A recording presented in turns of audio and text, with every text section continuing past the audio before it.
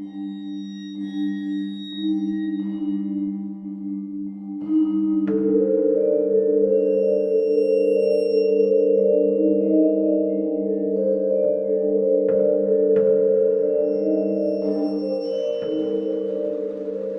hello, and welcome to Al Dente Rigor Mortis. I'm Review Cultist.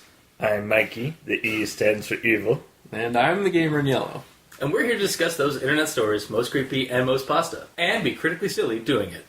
Tonight we have There Won't Be a Next Time. So, Are you referring to your accent for your intro?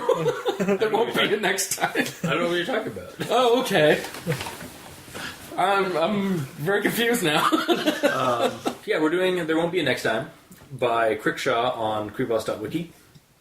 You can check it out there, or just listen to us and then check it out if you want at the end. So it starts off, this person is in, which we find out is the sheriff of a town in Texas. Well, Not a sheriff, a chief, yeah, sorry. Chief officer. Chief officer of a town. Chief officer, narrator man. Yes, chief officer, narrator man, from, or Spooky Steve, Yeah. from Texas. And he's being held basically in a dark room with only a light that illuminates the table in front of him. Kind of like an interrogation kind of thing or something. And it's like, well, I bet you wonder how I got to this kind of thing. Kind of like set up for the story. And then he kind of goes into like how when he was like his life story, like how he like grew up strong, and like He enjoyed beating the shit out of everyone. knew what was right and what was wrong, and like his like morality and stuff like that. And got himself a good life, got himself a pretty wife. So 2 kids, a decent job as a chief officer. Is that why you ditched the accent in the intro? Because your entire review is going to be accent now? What accent at the beginning of the? you're doing a southern accent. Oh no, yeah, I don't know. I don't like what. Okay, anyway. Actually, not understand. So yeah, he's basically all that shattered. All his perfect life shatters though when he starts seeing like these spots or these dots or something in the distance on the horizon, like kind of going up into the sky, and then he, as they get closer, he realizes that they are like figures that are going over his town, and also there's like there's no clouds at all for like a whole for weeks on end around his town, and there's these weird black vans that go through town that he gets curious about and like decides to follow. And particularly because like things in his life aren't starting to like kind of be like almost like they're being replaced. Like his wife is kind of like robotic. And no, you're jumping. Jumping ahead. This for me. Okay, okay. So what happens then next? All right. Well, he sees the vans. He's like, "That's weird," considering that's the only traffic that's anywhere near this place. It just goes right through town. Yeah. So he's like, "Okay, I'm gonna go follow them." Yeah. So he gets in his police car and he drives towards them and puts a siren on. They don't answer, and then all of a sudden, and then they go through like what seems like an invisible barrier, and he smashes through it. He smashes into it. And then goes to the hospital. Yeah, and goes to the hospital. Briefly mentioned, went to the hospital, and then I was at home. Yeah. And then everything's skimmed over. And that's one of my problems with the story. But anyway, then when he's at home, he starts noticing that his wife's like very robotic, like she's not the same person. Or he knows it. He knows it in the hospital actually, because he wakes up. He's like, "What the hell happened?" And then his wife's like, "That was weird, wasn't it?" Yeah, see, I'm actually kind of glad you read the story like 5 minutes ago, because I only read it like 2 days. Don't break the immersion. I'm prepared. But yeah, because I read it like yesterday and like the day before. Yeah. But like, it was just so skimmed down. Like I thought it was basically like anyway. So yeah, his wife's kind of acting funny. And kind of off, so he decides to leave that night, go and like follow the trucks, which I'm sure hospitals will let him leave. Yeah, of course, yeah. Yeah. I think he navigates through some like the barrier, like it's, or does he? Is it like going through? Like he tries to pass through the barrier when himself? He goes back to it. Yeah. There's like an inner and an outer barrier. Yeah, because like the first barrier is just kind of a barrier of weirdness. And I guess makes you not want to be there. Because the way, I'm not sure if it was just because like how I was reading it. it felt either that he was like going through like molasses kind of thing, like he was going through like through the field or whatever, like slowly, or he was like navigating through it, like almost like there was like pockets of like no field. Or No, it's, the way I at least saw it was like this. He leaves town to go towards the barrier, right? So everything's normal, and then all of a sudden, it's like his walking just starts going onto a treadmill. Yeah. We're like, Right. Okay. Yeah. we're So- like, the town isn't getting further away, but he's still walking Yeah. towards Yeah. the barrier, Yeah. which he eventually finds And then- touches it, and it's warm. Yeah, and he gets zapped by it because, or like he gets scorched by it. Yeah, he touches it. He's like, what the hell? And then a car shows up, like one of those black vans shows up, And he passes and him. he gets knocked out, and then he wakes up with a burlap sack when the burlap sack like comes off his head, and he's in that room. And so we're back to that part, and he's like, "You must have questions, Mr. 17-8." I was like, "What's going on?" I was like, "Your entire life has been a lie." Yeah. We have fabricated everything, but I've left this town. Like I've gone out to Vegas and stuff like that. All those little trips have been simulated. And it's like. However, you seem to be you've disappointed us since you started looking this time. So you'll be reassigned to the fueling program. Would you please get into this tank? And just like, and then it's like, what the hell? What is this going on like crazy and like, or like he's like just kind of like flipping out a little bit. But then he's like, just it's like yeah, when I come back, don't like. What was it? What does he say at the end? It's like that like sparks the title basically. This isn't gonna happen next time. This better not happen next time. Yeah. And then the government man pulls off his mask and says there won't be a next time. What was under the mask though? No, yeah. We'll never know. Yeah. And that's kind of where the story is. Like, there's a little bit more like when he's like going when the agent's like talking to him.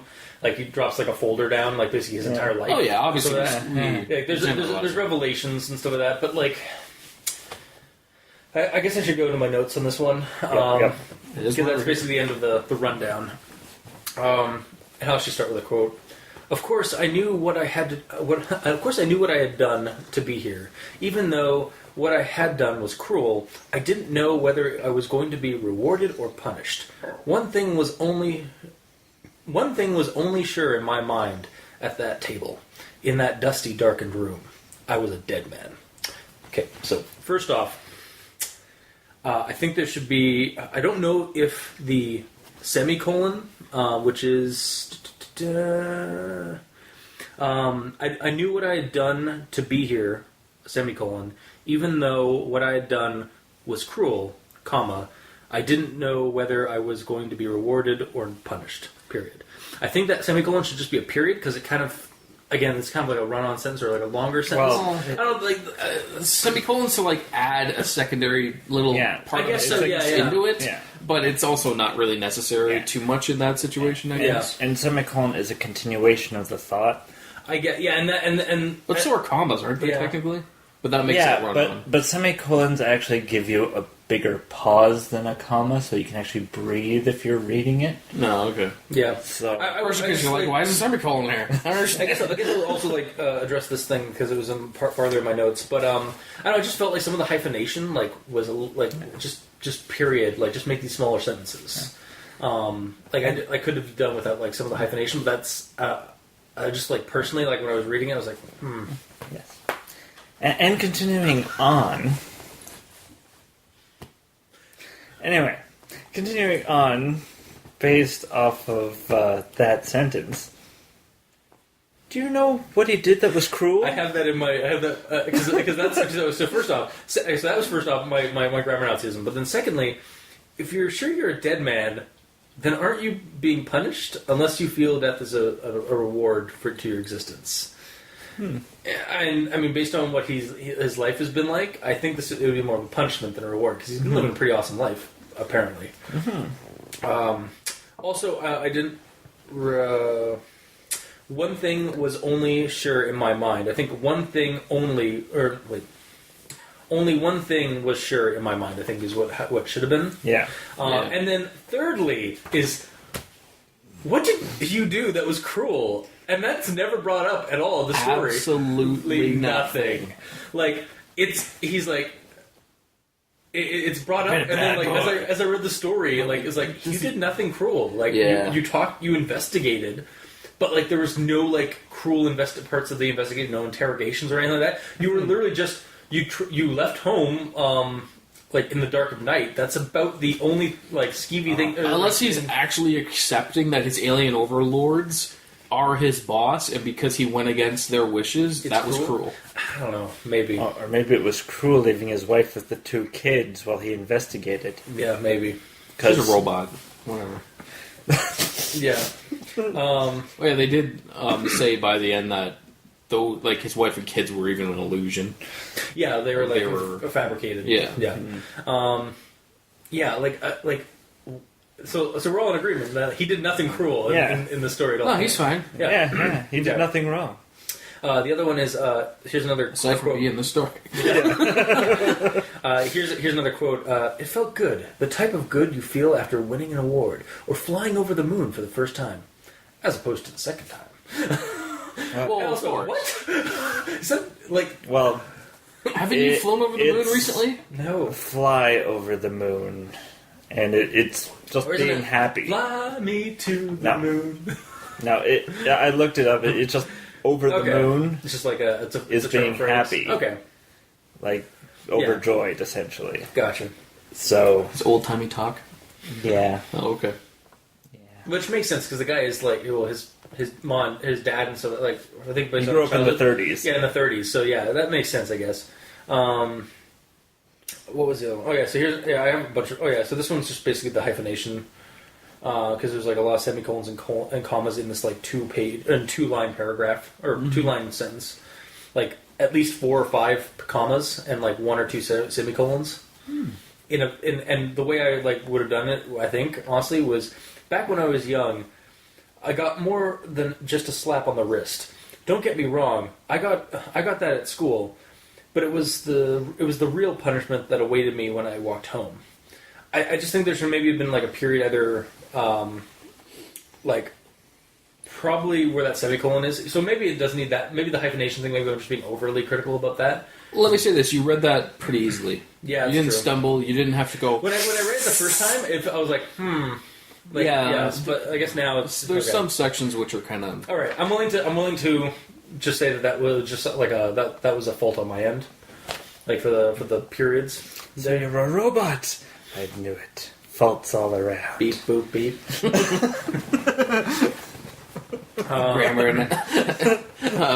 Grammar analyzation error. Oh no.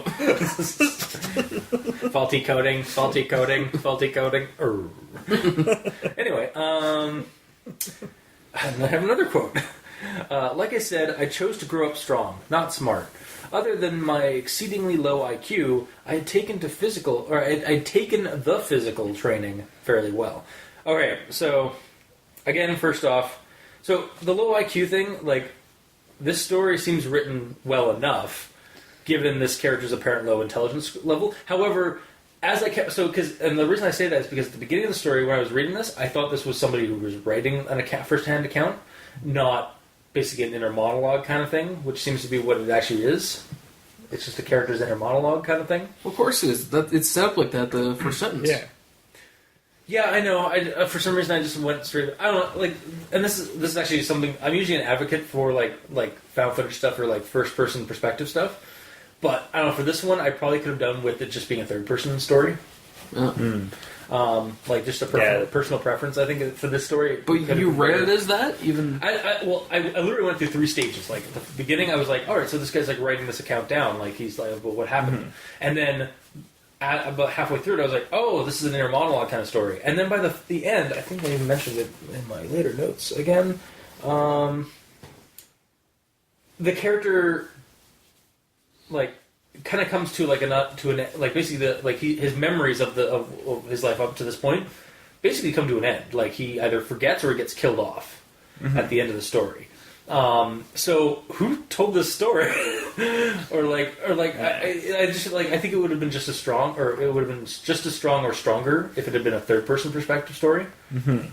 But again, just kind of a personal peeve with that. Well, who would have written about No, this? just an omnipresent narrator. Like the author. Oh, okay, like, writing yeah. kind of, rather than like hearing from the. I don't know. It's just like when I was reading this, when I was done, I was like, I probably could have like, as much as I like first person stories or like statements and stuff like that, and like found footage films where there are basically first person perspective stuff. I probably could have done with this one as a third person. Well, think about it like this: the narrator is telling the story just through the eyes of the person. Yeah. So instead of him watching him, he like zoomed into his head. I'm not saying so like he wanted a different perspective. I'm not saying it has to be like that. I'm just saying like to me like that like when by the end I was like I'm kind of left with that. All right, just do that. Yeah, Like maybe that would have been better. I don't know. fair enough. And then secondly, I think it should say this is my grammar Nazism. I think it should say I had taken 2 physical training fairly well. Not I had taken the physical training fairly well. I don't know.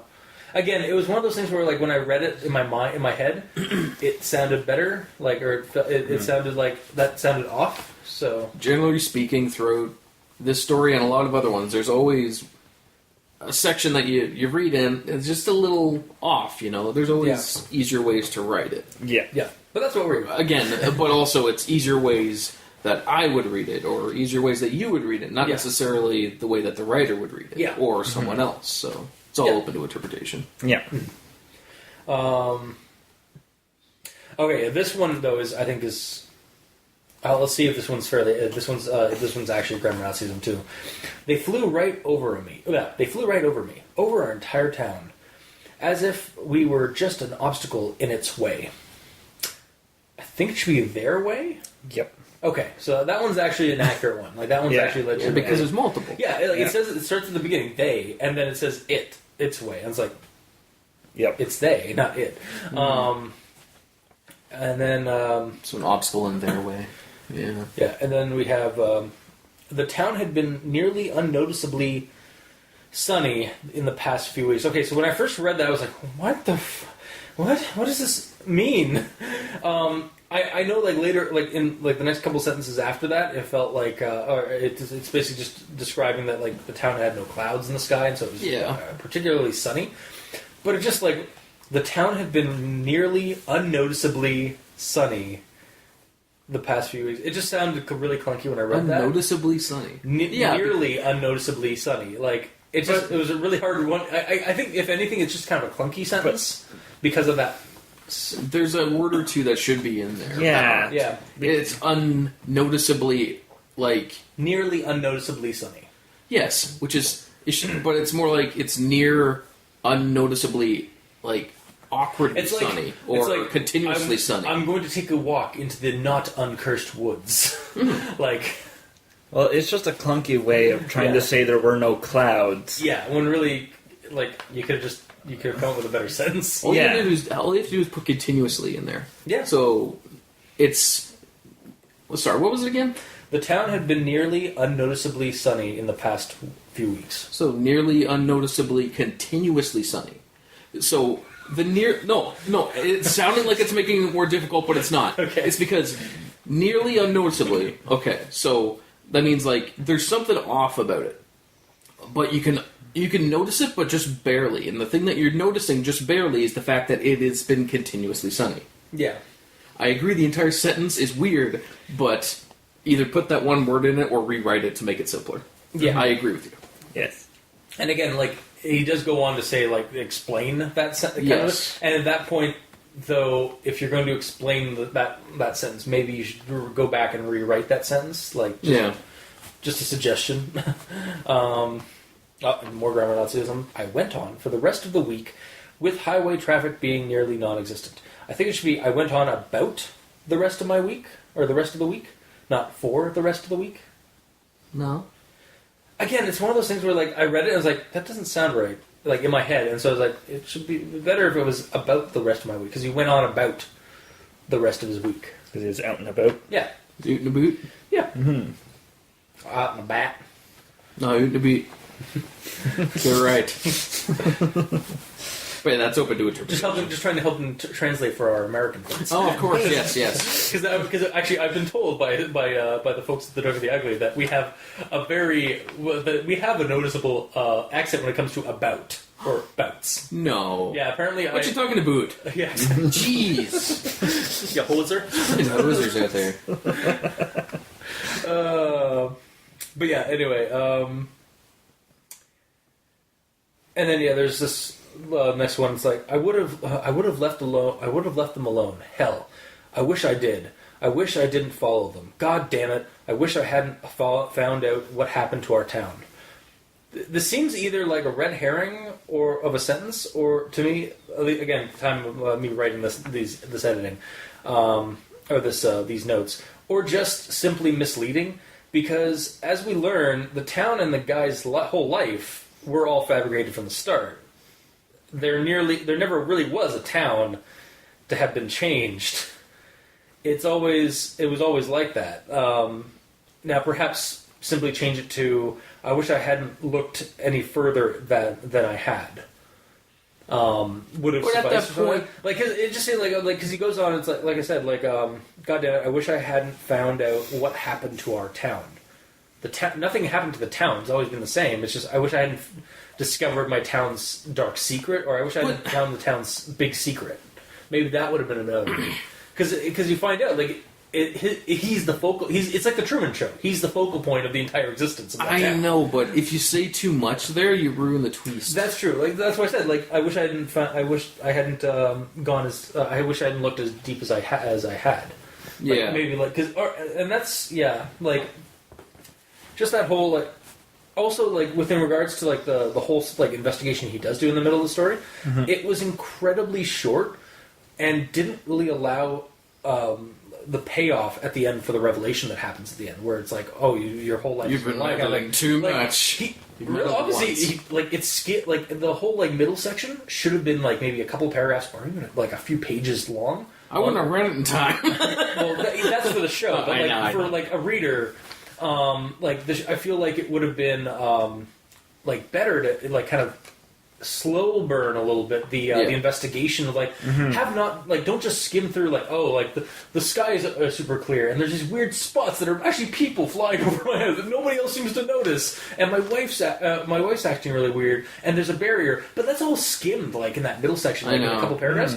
And then, it just rushes to get to that revelation at the end, and it just kind of comes flat when you get to it, because you're, left with more questions and confused. Yeah. In a confused way, not it doesn't. It's not like how we've had it, where it leaves you to wonder. It's more I'm just confused. There's so many holes here. It's it's set up that it could have been done, like you're saying, in a more investigative tone. He's a freaking police officer. Exactly, yeah. He's he doesn't do any police work. He just goes in what a normal dude would. The fact that he's a police officer means nothing. Even a page or 2 pages of him investigating during that week and letting the paranoia slip in, what the hell's happening to my town? Yeah.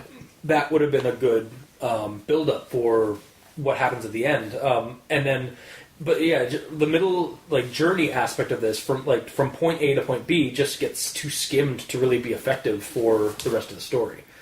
I think this story should have probably been an extra page or 2 longer, at least, just to give us some more information, give us some more build up as to what's happening. It's pretty much the same as with most other creepypastas. Yeah, not all the time. Actually, sometimes it is a very fine line. As we've said on the show. Sometimes when the stories are too short, they should have been longer to allow you to have more things to gestate in the story, more ideas to gestate.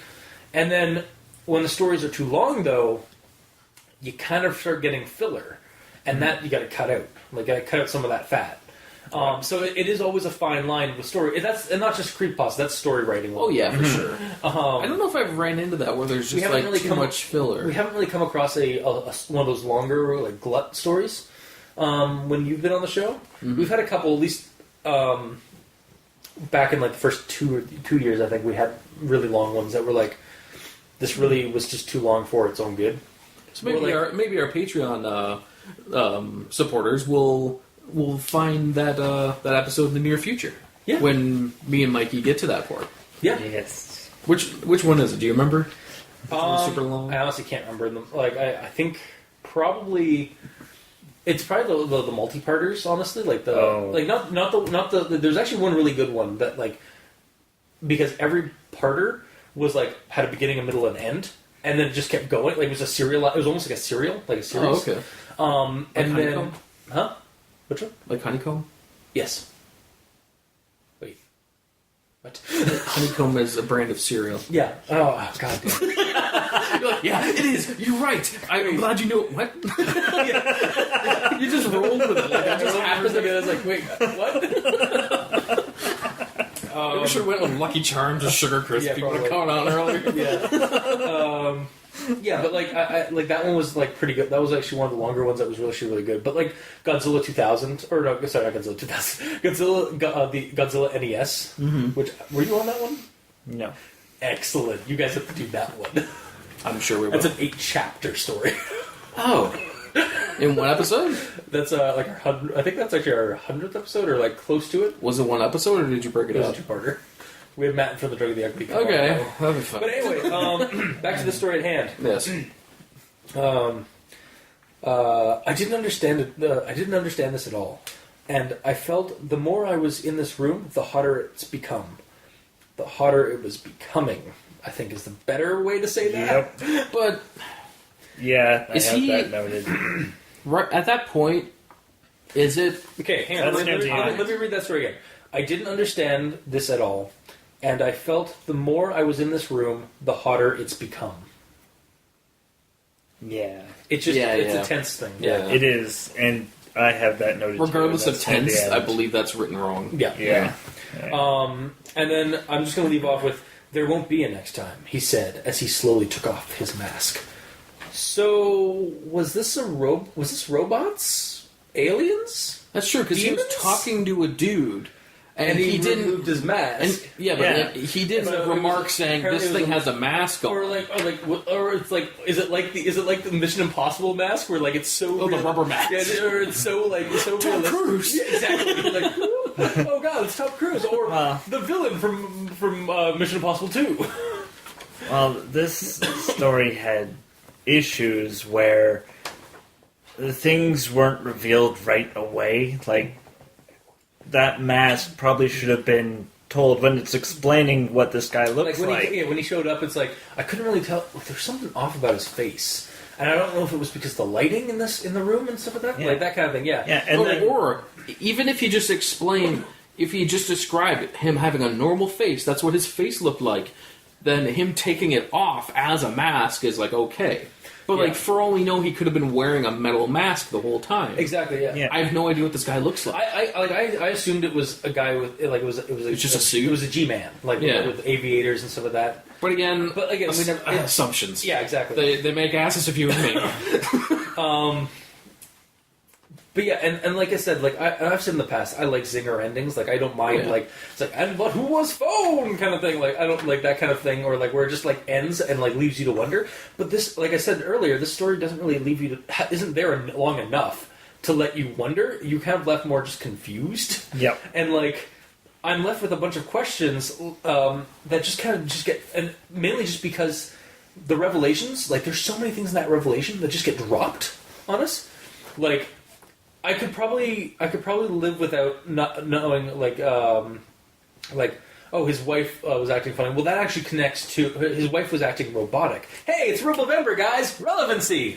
All right, But yeah. But that was actually one of the good ones that he put in the story to tie into this whole like your whole life has been a lie, but your family's been fabricated and stuff like that. That made sense. Like that was a good one. But there's ones like the fueling program. Is it like the Matrix? Is he going in to be a battery, or is he simply carbon fuel for a furnace? Because the room literally opens up at the end, and there's flames beyond. I think it's the latter. They're literally just going to chuck him into the furnace. That's what I was thinking. It's It's like, just a nicer way of saying I'm throwing you to burn in a fire. is this like an elaborate like simulation caused by Gladys, where she just throws you into the furnace when you're done, like how she does all those poor little companion cubes? Poor cubes. Also, like his like, and I can let like I said, I could let some things go with because like it is kind of a secret organization that seems to be behind all this stuff. Like it's that secret government kind of experiment kind of narrative that's going on, or it seems to be going on, or at least that seems to be the plot point that's being pushed with like the bubble and like the G-men and the black vans and stuff like that. And his designation 17A, like you don't really need an explanation for that because it infers that he's one of many subjects. Mm-hmm. However, I think, and then I have a side note though. I think it would be really cool if it was, or funny because if it was 17B or D, which might hint that he's actually a clone subject. Oh yeah, and it's like, and they even kind of infer like it's like next time you like we'll have to try. Well, hopefully your next person will. I don't know the way it was but written. there won't be next time For this clone, Yeah. but the next clone better not have I think even like the G-Man even says like don't like hopefully the next one or the next subject or whatever won't inquire or something like that. Hopefully, I don't know. I remember like reading part of it. And it kind of seemed. I'm not sure if I maybe just like came up with that or like if I actually you read fabricated that shotgun. Exactly. Yeah. Right. Yeah. But like, I remember like the G-Man said something at the beginning of the Revelation where he's like. Something along the lines of like, try not to be so investigative next time or whatever. Mm-hmm. But then at the end, it's like there won't be a next time. But yeah. Aside from that, the story was just for me like it began pretty strong. Like I was actually okay with the beginning of it. The middle skimmed through so much investigation that would have been good for a building paranoia of the character. And like actually give him probable cause to go investigate these vans, like not just there's some black vans in my town. I got to go find them and figure out what's going on. And again, I break into that accent, but it's We Texas. relax It's Texas, all right. Of course. Yeah, the whole middle section's all skimmed, and then we're just like bam, you're not your whole life's been a lie. Bam, you're 17A. Bam, you're going into the fueling program. Please step in this tank. Bam! It's like Take it off my face. The walls suddenly just like depart after this being a dark, like dusty, like cellar kind of room is what it was kind of described as. It was and then described as like kind of grimy. And exactly. Yeah. And then suddenly it just opens up and like the panels open up like the walls and stuff, and beyond are flames and stuff like that. Also, when the G-Man came into the room, it was blue light, like bright blue light came through the door, not fire. Yeah. So it's like, what? And then, bam! I'm pulling off my mask. You're never going to find out who I am. Like... It does assault you at the end with bams.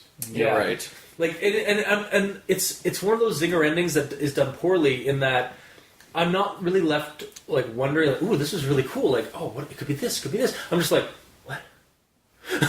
Like, I'm just like, what? It just, like, destroyed your mind. Like, I'm just like... with too many bams. Like, not just like confusing, like no explanation. And I mean, I'm not asking for everything to be explained. That you don't need to explain everything in a story. Mm-hmm. But this story does not explain anything. Well, the other thing is, would this guy bother would he bother explaining every single little detail to this guy that he is either going to kill or mind wipe? No, and I'm not asking him to explain that. But Narrator Man should. Whoever Narrator Man is. Should give some speculation as to what's going on. Like, that's all I'm asking. But, Yeah. And not everything, just a few things. But Or if it's a third-person narrator like you suggested it should have been, it would have been... they would have proper insight to the situation. Yeah. But that's really my notes. I do have something at the end, like where I want us to like kind of speculate as to what the hell was going on. We'll get to there. But we'll get to that after everybody's done their thoughts. So, yeah. Mikey, these stands for evil. Alright. So, starting with a quote, which is a rather long quote. Go for it.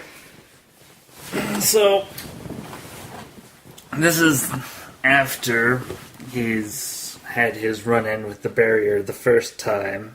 Mm-hmm. And it's after I got treated at the hospital, I told my wife about it. Her response was a little underwhelming. Just a little. That was a bit odd, isn't it? I didn't know what was wrong with my wife. She seems too robotic to be another human being. And it's just...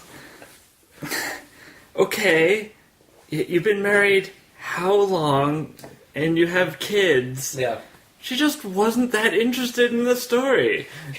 Exactly. I mean, That's all it is. Well, then they also go in like later, like doesn't like either like when he's like leaving his wife or something like that. She felt cold, like colder than normal. Yeah. she That was speculates. still Yeah. that was mentioned in like the Yeah, whole it just- scene with the hospital. Yeah, it's like later, like the next sentence, I don't have it here, like it goes into her being cold, and then transitions to him suddenly searching for the barrier Yeah, exactly. in the Like, same It has the paragraph. power of teleportation. We just see what's going on. Yeah. And the paragraph starts with him talking about his wife and being a robot, and then suddenly he's at the barrier in the same Yeah. paragraph, Yeah. and it's just like, God. I feel like a paragraph should have a purpose. Yeah. One singular purpose. Yeah. So, like, that paragraph should be hospital, what happens in the hospital, fine. Then he gets home, there's another paragraph, him being at home. Then he's like, okay, I need to get out of here and find out what happens. Next paragraph, Yeah. find out what happens. Like you can, like, When it's, you can, like, pushed together into yeah, like one. you can leave like a couple of like things out of the like a couple of scenes like and like let your audience infer like what's like that there was a transition, but you usually do it like shorter distances than like from hospital to leaving home, like Yeah. gone. Yeah. Like it's like you usually put something in the middle there, like it's like or like explain that like how you got out, like even just like like a sentence as to like how you got out of your home Yeah. and stuff. And how you, Like most things in this, it's all skimmed over. yeah. It was like the author, at least to me, and I think to you guys, was just kind of rushing to get to that. His life is a lie. The cake is a lie. Or he had a word count Yeah. to worry about. Well, yeah, that could be it. Maybe. It was a rush to get to the end, which was the entire reason for the story, because that was the title of the story. Yeah, but the journey, but you need that journey of investigation at the in the middle, and have it be longer than just a rundown. Basically, like we basically ran it down in the same length it would take to probably read the story. Maybe not, because you took a while to read it. Yeah, we were also talking. Yeah, I was true. having Timbits and Yeah, but yeah, our rundown was basically we got all the notes, and that's basically the story because like there wasn't a whole lot of like filler or not even filler, but there wasn't a whole lot of like extrapolation on the investigation. It was just like bam, bam, bam, bam, and now I'm stuck in this room. It's like listening to you do the rundown felt like it was a rundown of a rundown. Yeah, Because the actual story Is about- that short. yeah, it's generalized like what a rundown would be. Yeah. Yes. So, continuing on. Yes. This is when he basically gets the burlap sack put over his head. Yes. But it doesn't say it's a burlap sack. No. No, that's my go-to. I think. And- yeah. It does later, actually. Yeah, it does later, but to begin with, it says, there was pitch blackness and a smell of old dusty fabric. I could tell from the situation thereon. I knew nothing good could come of this situation. I struggled a bit more with no solutions. What happened if like a second later someone pulls the sack off his head? It's like surprise! Happy anniversary, you guys. Yeah, It's like freaking Tackleberry. yeah, exactly.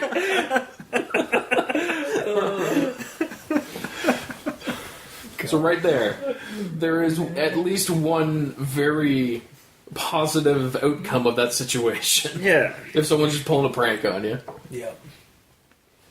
But he would need to have actual friends that aren't robots. Yes. That's a problem. Yeah, and that one section is like, I could tell from the situation thereon. That doesn't sound right. Well, it means I could tell from that situation forward that things are going to be bad. Yeah, but there should have been a comma then. Yes. Then when it's discussing, or not discussing, but explaining this guy that enters the room. Yeah. The man was wearing one of those beige overcoats with a fancy sort of flat hat. Okay, yeah. So like the government man, kind of from like Well- the 60s or 70s, more from the 60s area, like because believe it or not, Man in Black was not always the the G-Man, like in stuff in like movies and stuff like that. Mm-hmm. Like that's more of a modern like conspiracy myth. But like there are like government man were sometimes I do recall like a government man would also be like Beijing. Also, I'm thinking about it, and all I'm coming to is the salesman from Fallout 4, at the beginning of Fallout 4, like the survey man that comes to your door because he's in a beige jacket and that hat. Maybe the same guy. Well, my mind went to a park ranger or a super trooper. For whatever reason. Yogi, you've done it this time.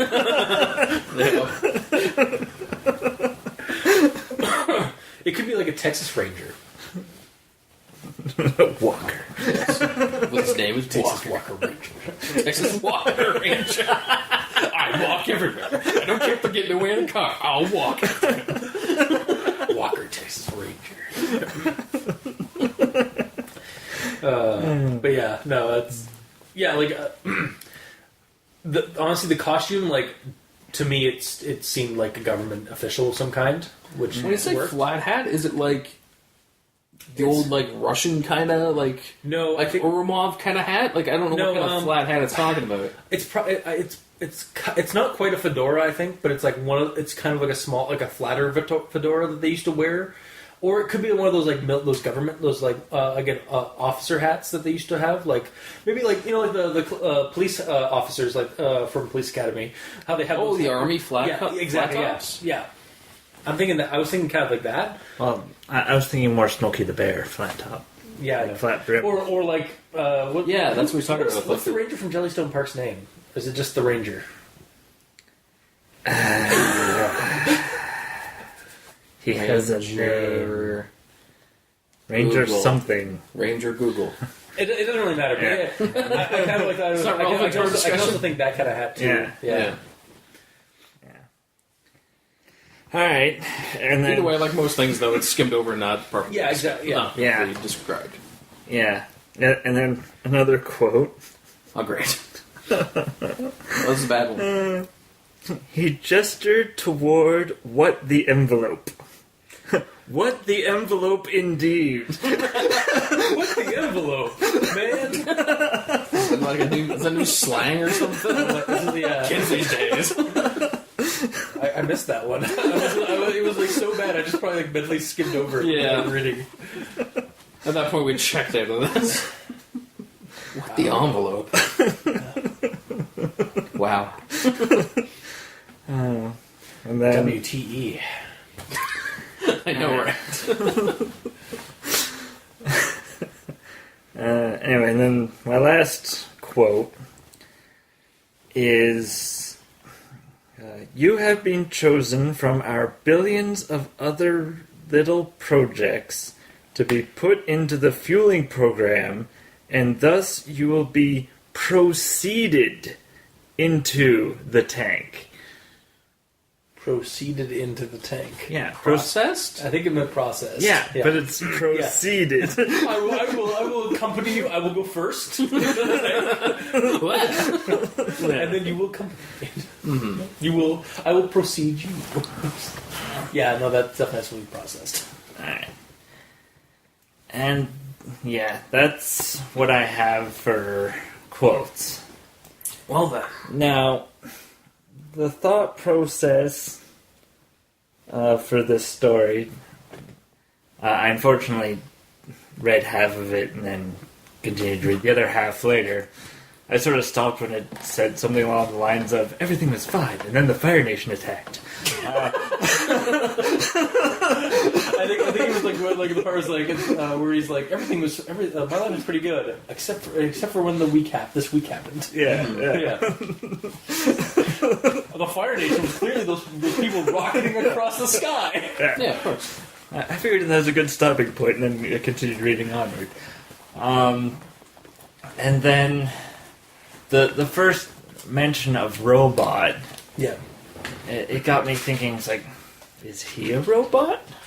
And he's just gained sentience, and that's why he's seeing this barrier and his programming basically, like or like it's Well, he actually doesn't just like see the barrier; it's invisible. No, but the fact that he's... but like That he can acknowledge. what if it's actually the barrier isn't actually a force field? It's actually just his it's basically the What's the Wi-Fi limit on field. his It's the program? Wi-Fi field or whatever. Yeah. Like he can only go within the Wi-Fi field, basically. It's like an electric fence for a dog. Yeah. Yeah. Yeah. Or invisible fence. Yeah, invisible Yeah. fence, yeah. Not electric fence. Aw. But yeah, and that's why even like when he went to try and like touch it and stuff like that, like it actually burned him because his program like started overheating, trying to work too hard, basically. Yeah. I can totally buy that. What a revelation! What a Robo-Vember revelation!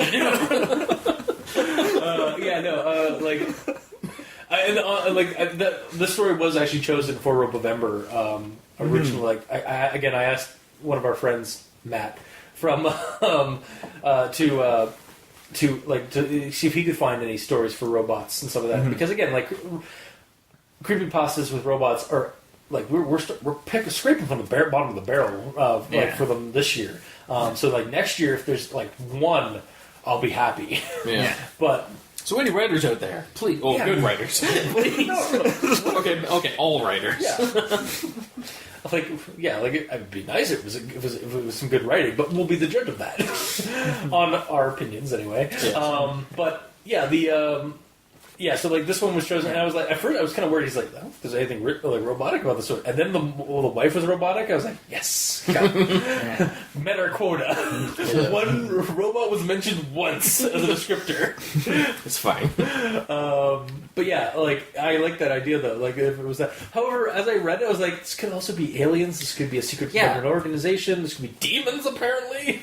But then also, like he says, Mr. 17A? Yeah. Which could be a Could be a robot robot. designation. Yeah, true. So, it sort of works. Yeah. I would doubt that, yeah. That it was actually a robot the whole time. And So it could have been a synthetic all along. yeah, it could be a synth. Yeah. Kind of dates the episode, but just happened to do this around the time that the new Blade Runner comes out. Oh, I was referencing Fallout 4. Because Fallout 4 is all about synths and stuff like that. Like Still gotta replacing get into normal that. people. Yeah. Well, I need to put my life aside into doing that. Yes. I would just like disappear for a month from doing this. It's like I've Fallout 4. And then we do a Fallout 4 creepypasta. We do a Fallout creepypasta. We've done Skyrim creepypastas. There's got to be Fallout creepypastas.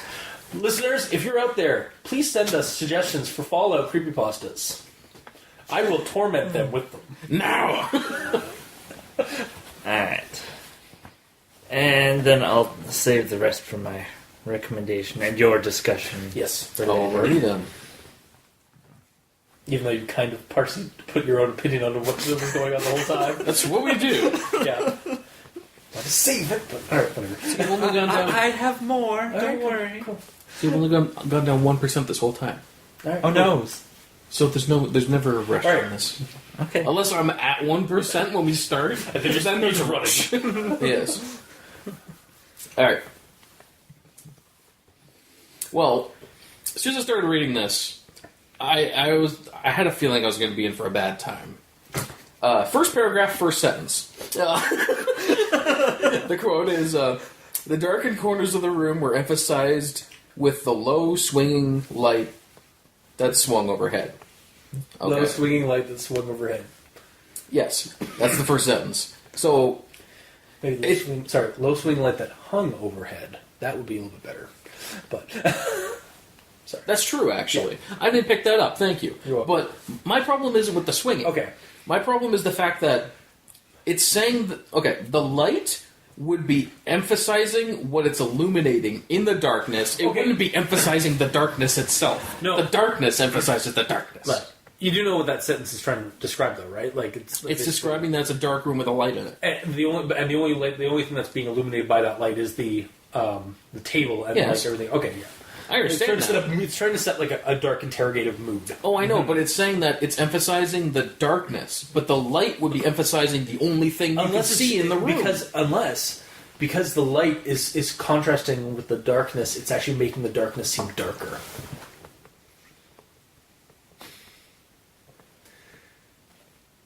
I have a bucket of straws here. How many do you want to pull out here? Yeah.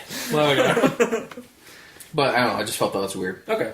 So, first paragraph, second line. It hung in a peculiar spot that illuminated just enough space to keep whatever was not at the table hidden from all sight. Is it really a peculiar spot for a light to be hanging over a table? No, but it might be. It might have been brought down lower so that you don't get the people who are would be on chairs next to the table and stuff like that. That's not said. No, it isn't. But but from those sentences, you can. It kind of The height describes... isn't really implied. It just says that there's a light swinging. Okay, it could probably have been written better, to. And it says swung overhead, Yeah, so it's So at least over his head. Yeah. yeah. Yeah, so It probably could have been because I know I understood what it was trying to describe. Oh, I do But too. it could have definitely been. The sun What's just going go on with away? the sun out there? The sun go away? clouds! They shot the sun. Oh my god. Beast Blast just out there. Yeah. Anyway, yeah, no, I understand what it was trying to say. Where it's trying to again be that interrogative table room, right? That you see in all those movies. Yeah, but But yeah, from it's those first not, two. Sorry. I'm just saying it's just not. Yeah, I get what you're saying. It's just not really written particularly well for that, or it's kind of there's a lot of sentences in the story where I read it and I was I had to reread it a couple of times in my head, Yeah. and maybe if I had read it out loud, it would have sounded better. But yeah, it's just That's actually how I read. I read the way that I would say it. Mm-hmm. I never speed read. I read at the speed that I would physically say or see it in a movie. Ah. But also, there's another thing here. In those first two sentences, I didn't get interrogation room in my mind. No. For some reason, I was in kind of more of a spooky horror-esque kind of scenario, and I was literally just thinking it was a dark living room with a living room table in the middle. Really? Okay. But in a spooky mansion with cobwebs and yeah, shit. but you're But still thinking, nothing's explained, so how do you know? Yeah. So by the end, I'm like, oh, it's an interrogation room. Okay. Yeah. Yeah. Also, on that subject, because we get this this bit at the beginning where it's I guess you're wondering how I got to this point, and then it does the whole thing, and then it goes back. It basically has him back in that room. It's and now I'm back in this room, and I know in the past we've had stories that have done that where they repeat the scene that happened at the beginning of the story in back in the middle once they recapped everything. Movies do that too. Yeah, no, and that's where that kind of narrative thing focuses, or that JCVD did that. it's where it's most commonly found is in movies and stuff. I know we've had issues with it done in the past. Actually, I don't. But I did when I was reading it this time. I was expecting me to have a problem with it. And I was no, this was actually this was nicely set up for this kind of thing. It actually wasn't too. It wasn't. It didn't completely just copy and paste. Yeah. So I didn't actually mind it as much as it was. The only issue I had with it, and this is because I read it in a couple of different sittings, is that by the time it went back to the room, I was he's in a room. And then I had to remember, oh, right, the beginning. Yeah. And it's okay. I kind of wish the descriptors of the room that are in the end were in the start. Yeah. It's probably, again, he started writing and then he rewrote it, and the rewrite was better than the previous writing. Right? Left. Diagonal. Damn it. But yeah, no, I think it was just he wrote it the first time, and it was probably because it was the first time he wrote it. It was probably clunky, how we were kind of picking up on it. And then when he rewrote it again for the that middle, for when he gets back to it, it sounded better, or it. Okay, but what's stopping him from click, drag, for sure, yeah. Control C, scroll, click, one word. Control V. I have one word for you: editing. Yes. Yes, Yeah, which should happen. I don't even with your own stuff. I'm sure this one felt like it was kind of edited a little bit, but it wasn't edited enough. Or the guy how it was It's hard to tell when something's edited it or is, not, but, because it could have just been written smart enough that it seems slightly edited already. Yeah. But I don't know. To me, I want descriptors. At least something. I'm with you, man. And that's my kind of my issue with the story is that we don't get enough description of things that are going on in the story to really kind of let it sit with you till the very end. And it's oh shit, revelation, and then you're just and now it's just what? Yeah. So, like, because the actual room wasn't described very well, you don't know later on in the story if he isn't going to go into a spooky mansion or go back in time, go forward in time, if he's in a police interrogation room, if he's in the G-Man interrogation room that he is now, because the room itself, which is the spooky aspect, right off the bat, isn't described very well, in my opinion. Mm-hmm. Yeah, no, for sure. Yes. I'm actually kind of agreeing with you guys on this one. Cool. Sweet. Okay, I think at this point, I didn't... Oh, yeah, okay. Third line of that first paragraph I was fine with, so I didn't continue. I started writing something because I'm like, I might as well. I was literally like, in my head, I was like, 5 hours later. So on paragraph 5, 4-5, sentence 2. Yes. But yes, go on. Yeah. Alright, so I got a quote somewhat later on. I could see their ghostly, inky black faces from a mile away. And you know what they did? They flew right up over me. Over our entire town as if we were just an obstacle on its way. Yeah. So, you don't think to see... Like, I know this guy is quote-unquote not smirked. Right? But... To me, and he kept his mouth shut. It does explain that he kept his mouth shut because he didn't want to sound crazy. Yes, but there's ways around that, okay? Like, videotaping, photographic evidence. Well, yeah, there's that stuff, but also, like, simply have someone else near you looking in the sky when it happens. Because if that happens, they'll be like, ah! It should be like, it's like you're in your car with your partner. It's like, Bob, do you see that? See what? Nothing. Exactly. It's like, or it's like, Bob, just go go and it's like, what? Holy moly! Yeah, do something to see if you're the only one seeing it. Yeah, exactly. Because then you know something's up. And then, at this point, I started taking notes on different technology levels, because, like, when it goes back in the past, he's in the 30s as a kid. Yeah, like a young kid, right? We're recapping his life, basically. Yes, so 30s when he's a young kid, right? Yeah. So he's grown up, but he's a police officer now, so it's probably 50s? I want to say? I'd say he'd be at least 40 or 50. You think so? I think 40 or 50. He's that old right now? To have maybe 30 or 40. Yeah. 40's not that old. I mean... That one story, he's elderly. 40 is elderly. He's elderly. But in this story, but like in the reality that we live in, 30 and 40 are still 30 is still technically young adult. Mm-hmm. 40 is adulthood. Yes, I know. So he's like, and like 40 is pretty good for like rising up in the ranks. I'd say he's probably about 30, like late 30s or mid 40s. Yeah, because you can still have like 2 kids, like and like growing like that are like we never get their ages or anything like that, obviously, but like you have a wife and 2 kids, you're probably 30 or 40. So like it's 1960-ish? I'm thinking that, yeah, because he's probably around 10 again also correlates kid, right? to the G-Man at the end, where like he's wearing, because that outfit was a very that outfit was also kind of like I've seen it in like a couple of things. I've seen it, I think if it's a Ranger kind of outfit, it's probably like it could be any time. I think it's maybe a 60s or 70s kind of G-Man suit or coat and some of that. But again, we're also not even sure if this is actually a G-Man. It could be just some like weird alien or robot or something like that. Mm-hmm. Yeah.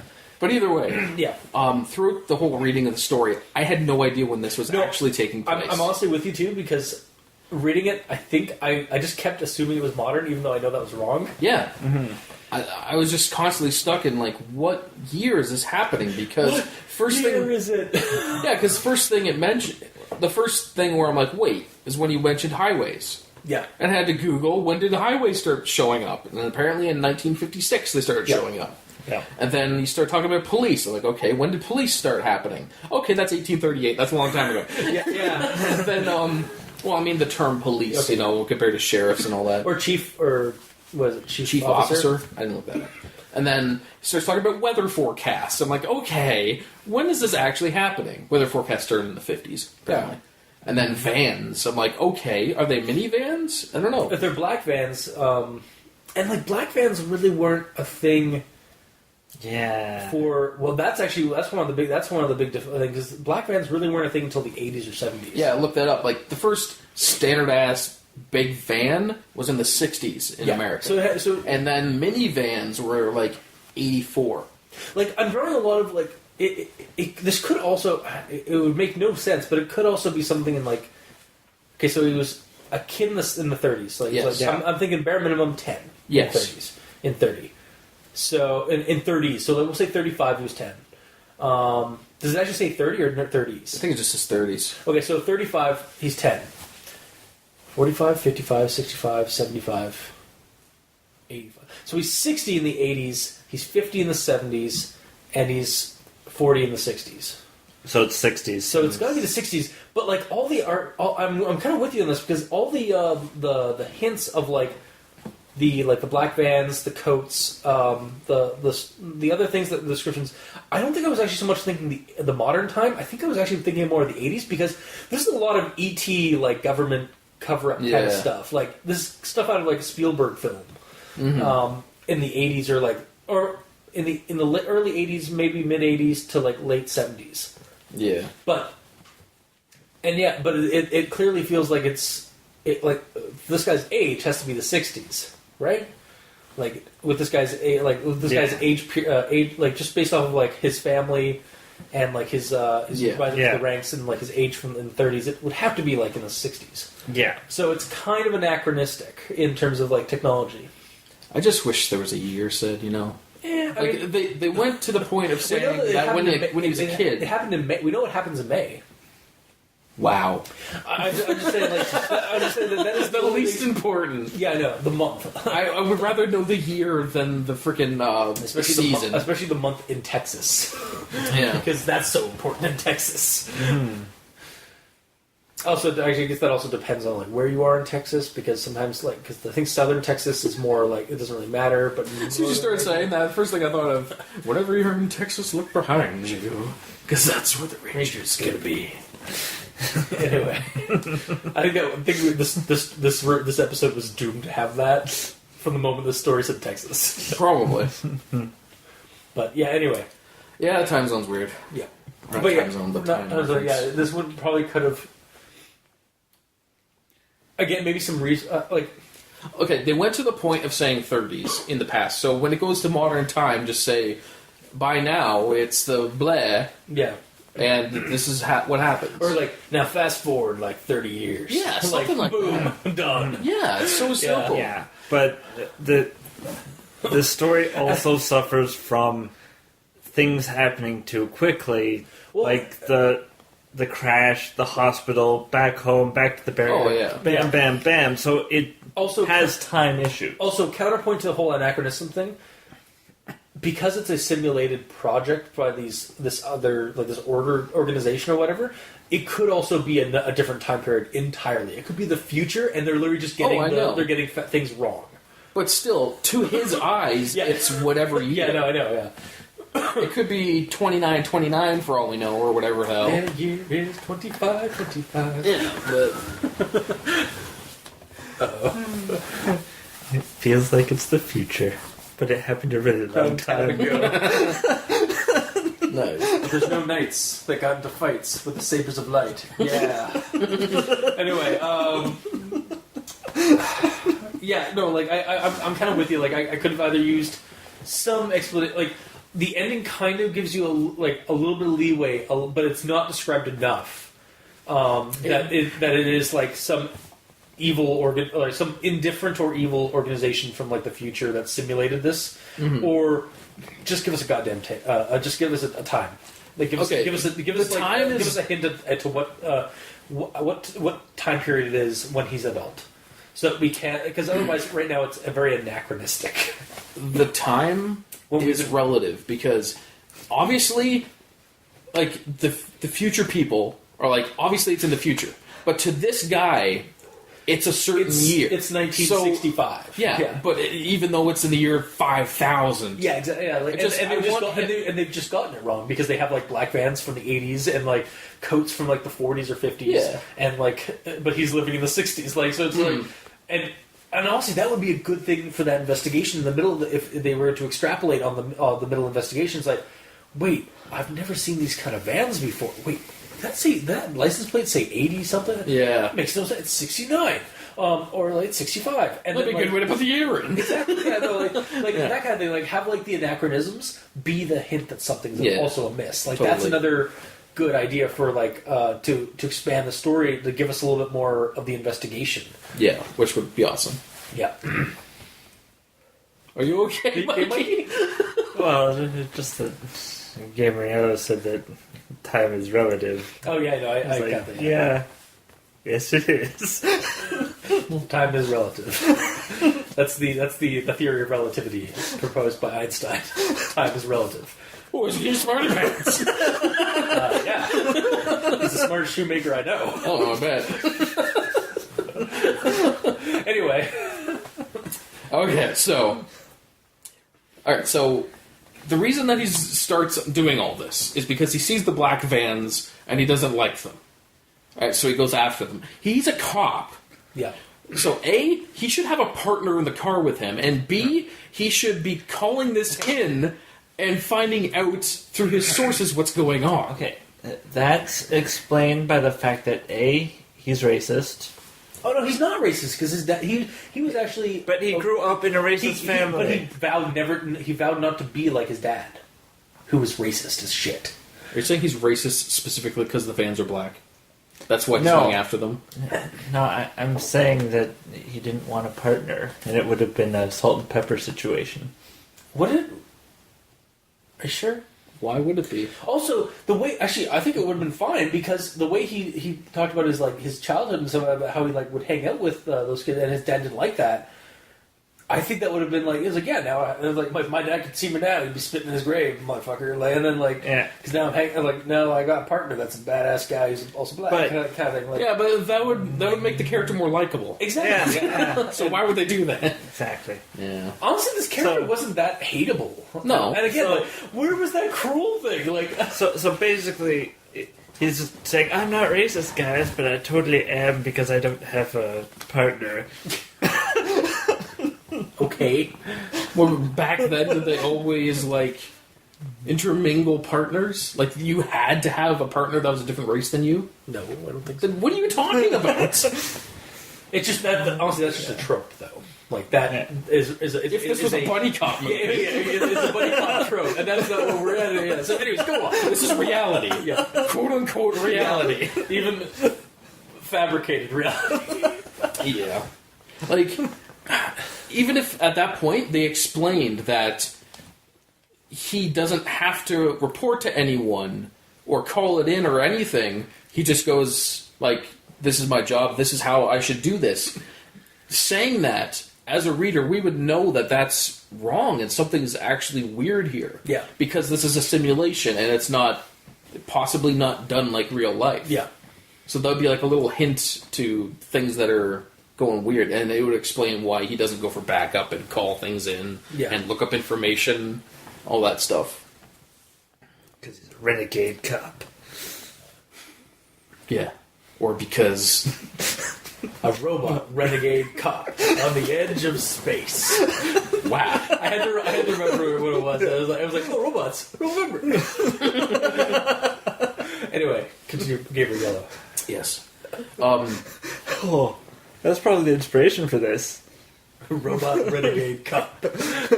When your life is no longer your own. Oh my god. Alright, hold that till we get to the... Well, we can put a link to... oh yeah, that, I'll put it in the link That's for the descriptor. Yeah. because that's a trailer. It's awesome. No idea. You're fired. I'm fired. And they took it quite literally, with fire.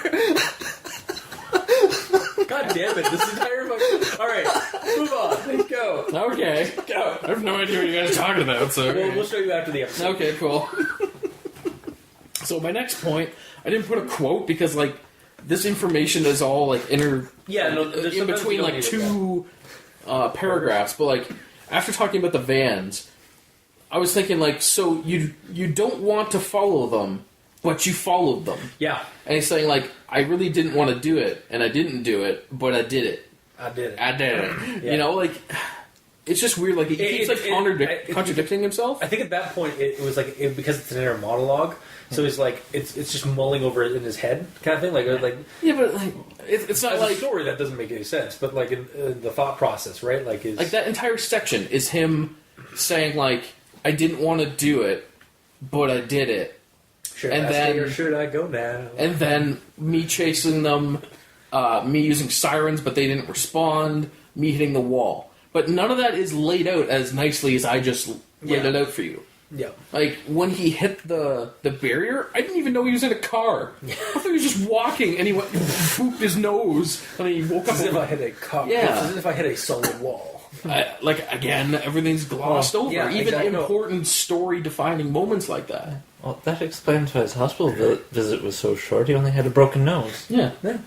Because otherwise, he would be in the hospital for a week.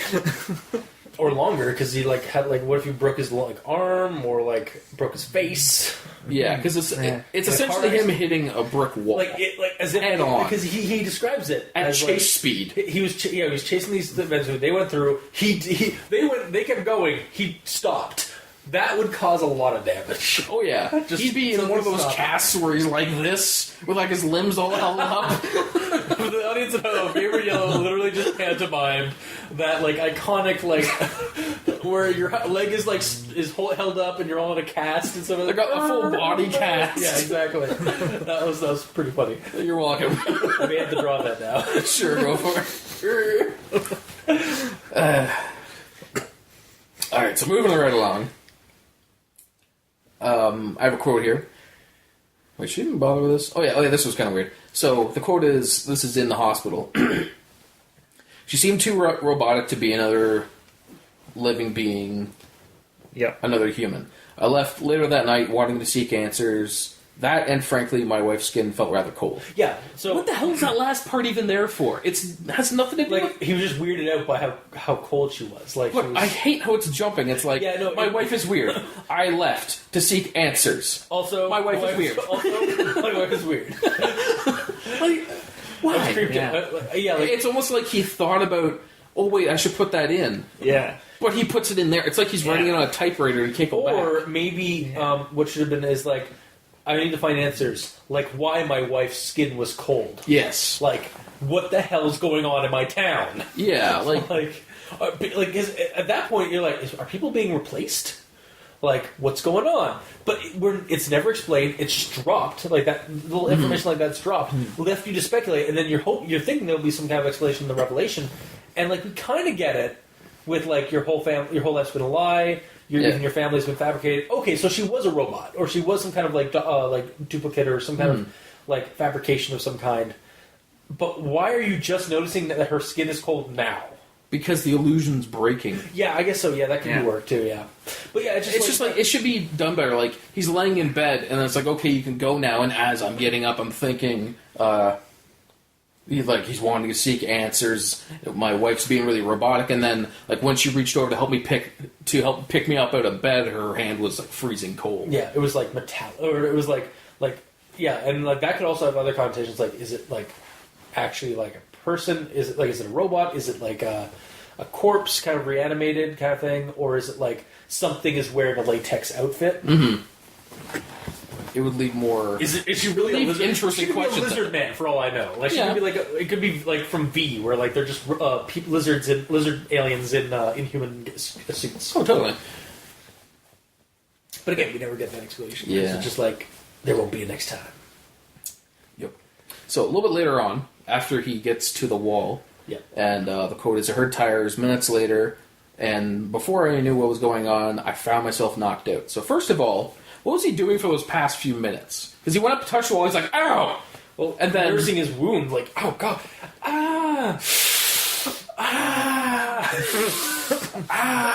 for 3 minutes, and then somehow those guys found him. We're in the darkness. Well, they probably picked up a sensor. Or they just hear, Do you hear that, Jim? Did you hear that, John? It's getting louder and louder. I hear that, Finitron. Let's go investigate. Yeah, exactly. Yeah. And also, didn't he feel himself get knocked out at all? Wait, what? It's and before I knew what was happening, I found myself knocked out. Yeah. And also, you don't find yourself knocked out. You find yourself waking up from being knocked Yeah, out. I found myself waking up in darkness. Yeah, that Or would waking up with a pain in the back of my Or like, head. I felt a prick in my back of my neck, and then I was like, Yes, and like Yeah. yeah. it's like waking up dead. You know, wake up you dead. don't do that. Maybe what if you go to bed dead and wake up alive? No, that shit would be redundant. Yeah. Thank you, Scary Movie 3. Yeah.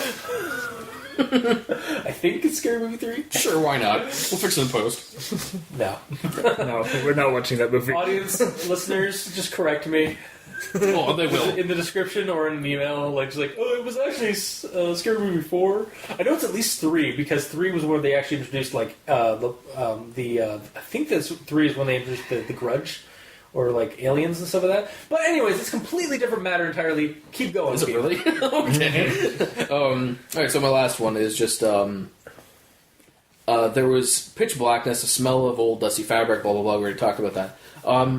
So, I'm assuming he's tied up, Yeah. but it's not said. Well, you can And- do that, though. Like, you can't... There are some things you can assume or infer. Like, he's not moving out of the chair, so obviously he's been tied up. Like, I can infer Yeah, that. but I don't need to have... There's some things I, like... I know we always, like, goes like, well, you can't just say you assume that. It's like, but there are some things you can just assume in a story. Like, you can just... that you don't have to let the... You don't have to say everything, like, right to the letter.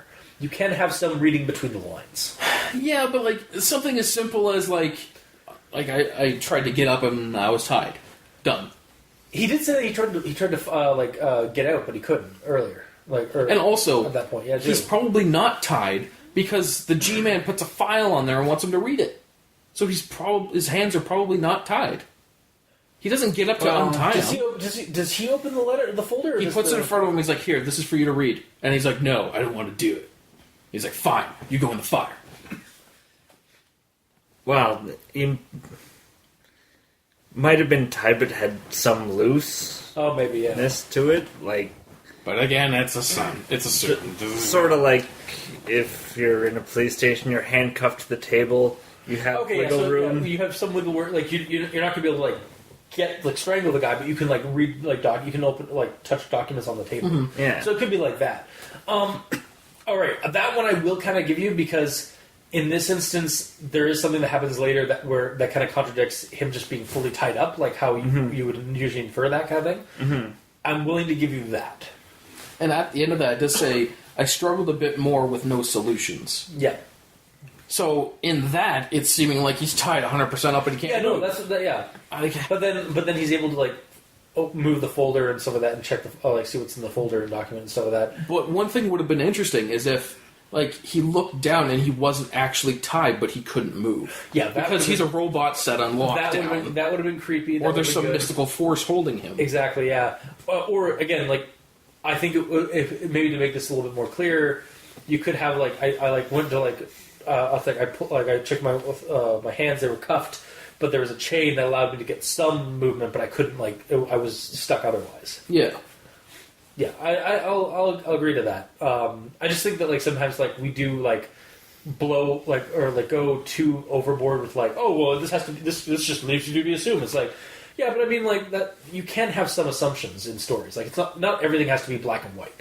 There can be a gray area or an insinuation of something. Well, the way I see it, there's no possible situation where I can be too immersed into it. Yeah. I would never... I like... Again, this is me personally, I guess. I like information, because the more information that the story gives me, the more visualization I have immediately without me having to assume things. Yeah. And if I assume something that's wrong, then it put me in the wrong mindset at that time. Yep. So I'm not in the right situation that the reader should be. Yeah, and see, for me, For example, the very start. yeah, and I understand that, having just being, I can get that. I also from my perspective, I like that kind of. I like it when they do leave wiggle room for the reader, because you get so many varying opinions of the same thing. Mm-hmm. We've had a couple of stories where I've thought something completely different from what you guys have thought, and so on and so forth. Like, Are you saying that's good writing? The fact that you think it's completely different things? It's always good writing, but I'm saying when it is done well, it is very effective because it leaves because you want sometimes the purpose of a story is to make your audience think and think and enjoy the story. Like you're enjoying the story. You don't just read the story and take it at face value. You think of it deeper. Like what's going on here. This story doesn't. Now that said, this story doesn't really do that very well because it just drops a bunch of shit and just leaves you to your own devices. And it does at the end because it's kind of you don't know what's under the mask. Yeah, and that's kind of and that is probably the only good part about this ending because everything else is just kind of what it kind of just dropped there and there's no real big payoff. It's just there won't be a next time. Open the mask. What was behind mask? What was your face actually like before? Yeah. I'm just saying there's different perspectives on that on reading a story. Well, of course. It's just if the story's written for things to be assumed, if 3 people who read it assume the same thing, then you did it right. Yeah, but in this situation, you guys assumed it right, I assumed it wrong. So something, at least to my eyes, something wasn't described right. So if the story... Here's another thing about that, and mainly just for discussion after you read a story, after 3 people read a story, everybody has the same thought process about what happened in the story. Do you think that's good for conversation or discussion after you've read that story? Or everyone should be using the same material. Everybody's in agreement of what's going on. Well, no, we all read the same material, but we all had different views as to what happened because the story was left a little ambiguous. Yeah, but when it's simple things like what a room looks like, why does it have to be left open to the imagination? Because that's kind of the point of imagination, is that it's theater of the mind. No one person's going to have the same the same description or the same idea as to what's going on, because we all have different experiences and we generate a different scene. But they should at least be all the same theme. For example, I will say that because I thought it was in a spooky haunted house, and I inferred that it was probably a dingy cellar kind of interrogation room. Until the end, when suddenly some of the walls all became panels and just pulled out. And then what did you have, Mikey? From the first 2 sentences. I could read them off to you real quick if you want, to get a refresher on simply that information alone. It took a little bit, just because of the light. But I envisioned an empty room with a light dangling down a table. Yeah. And he's in front of it. And, he's going to play poker with somebody. It doesn't state whether there's chairs or anything. It's just, it was a very blank canvas. Actually, now I think about it, when I first read the story, I thought I didn't even realize he was bound in a chair. I thought he was just standing in the darkness, looking at this table. Yeah. And then I realized that he was bound on a chair. But so there you go. Yeah, 3 people, 3 completely different opening scenes. But is that necessarily a bad thing to have that because we're having different ideas of what's going on, even though it's the same we read the same thing. But if we all thought the same thing exactly, then we're not going to talk about what we thought about that story. We're just that was exactly that, right? Yes. All right, done. That's my opinion on when it comes to a story that uses inferrals rather than definites. You can describe a story and sometimes it's really tedious if you I don't want to read a fully described room because it's usually done very dryly, and so it's I don't want to read this. Well, yeah, I don't want it fully that thing's there, that thing's there, that's 4 inches over that way. Yeah, and I don't care about that. And I'm not saying you're wrong with your view on it, but I'm just saying from my perspective with it, when I read this, it left me just with a lot of room to just let my theater of the mind build the gaps, build the gaps. Mm-hmm. And that's just really for descriptions and stuff. Again, I will say that there really does need to be a lot more description in the bulk of the story. Mm-hmm. But the finer details and so that aren't shown in the story, I feel were adequate enough to actually give me a lay of the land. I don't know, but I was stuck in a generation gap trying to figure out the year as Yeah. well. So my mind was messed up. We definitely went into little we definitely went into deeper thought, I think, than anyone should when they read these stories sometimes. But that's kind of the point. Get immersed into it. Yeah, and that's my problem. Yeah. And that is also the point of our show. So we are the one we are critically silly while we discuss these stories. So I love that description of our discussions. I mean, it works. Because we are critical and yet silly at the same time. Critical, silly, together. Yes, exactly. But anyways, enough of us talk about that. Yeah, I'm done. You're good? Okay. So, back to what I said earlier. So what do we think actually, what's everybody's opinion as to what's behind everything? What you guys thought at the end of the story, what you guys would propose is what's behind everything. Because I have two kind of ideas. One is was obviously one was the robot thing. Yeah. The other one for me is that everything the demons have demons invaded and have won or something, or this guy is in hell of some kind, and so because he said I did something cruel, but we never know that. But because he did something cruel, and he thought he was in the right when he was a kid, and so when he get into fights and stuff as a kid, he was actually just a sociopath or something, or some kind of psycho. And this is basically his hell. Is that he had the perfect life, and then it just gets torn down when he looks too deep into it. But when he was a kid, he beat the shit out of people, but it sounded like he only beat up bullies. Yeah, and bad people. What he was perceived as bullies and bad people. And I'm not. Again, this is just a thing that really spawned for me extrapolating off of the ending where the room suddenly opens up and it's flames and stuff like that. And I think it would be funny it would be interesting if it was actually just the guy behind the mask was actually a demon. And it was actually he's just in hell, or he's in some kind of occult organization. Mm-hmm. I did have another one, but I held off on saying it because it was something funny, and now I can't remember it, so it's done. Damn. Mikey, you're next.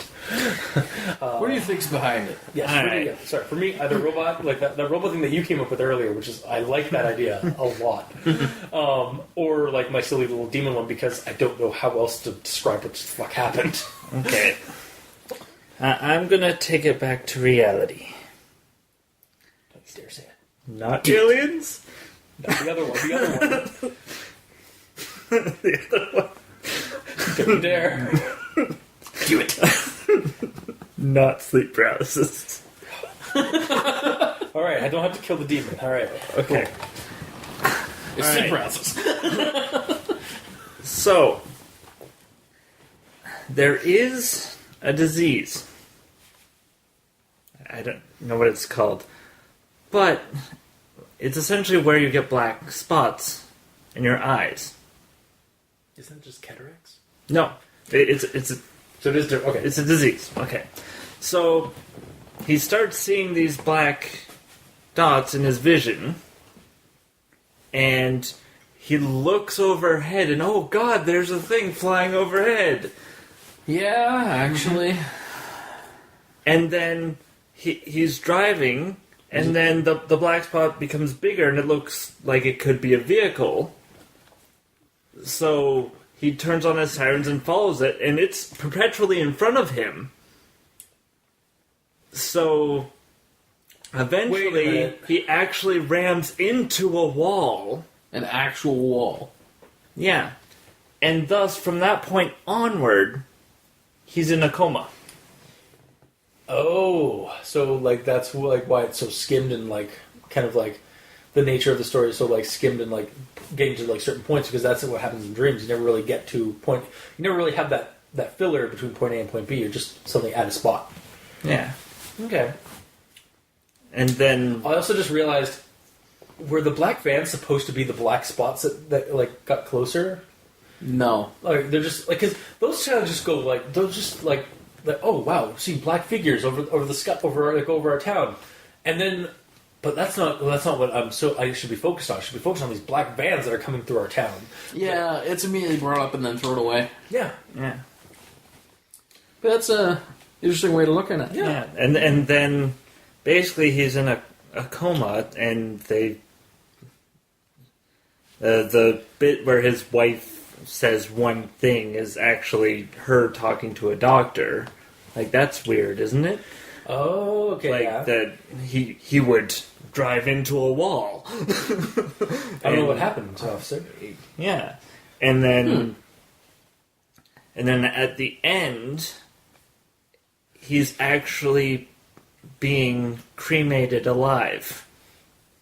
Because they think he's dead? Because they think he's dead. Oh, shit.